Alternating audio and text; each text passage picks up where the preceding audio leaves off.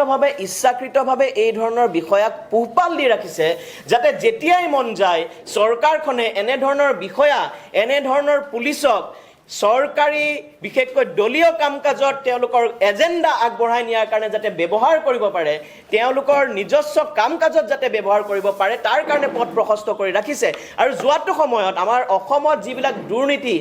যিবিলাক ভ্ৰষ্টাচাৰ আৰু তাৰ লগতে যি পুলিচ ৰাজ আমি দেখা পাইছোঁ সেই পুলিচ ৰাজ দুৰ্নীতি ভ্ৰষ্টাচাৰৰ অন্যতম কাৰণ হৈছে এই ঠগ প্ৰবঞ্চনাৰে বক্ৰপথৰে যিসকলে চাকৰিত নিযুক্তি পাইছিল আৰু এই নিযুক্তি পোৱা সকলক চৰকাৰে পোহপাল দি ৰাখিছে তেওঁলোকক সুৰক্ষা প্ৰদান কৰি ৰাখিছে আৰু তেওঁলোকৰ জৰিয়তে গোটেই অসমৰ ৰাজনৈতিক সামাজিক ব্যৱস্থাটো কুলসিত কৰাৰ কাৰণে পুলিচ ৰাজ স্থাপন কৰাৰ কাৰণে দুৰ্নীতিৰ পাহাৰ গঢ়াৰ কাৰণে ৰাজনৈতিক নেতাসকলে এই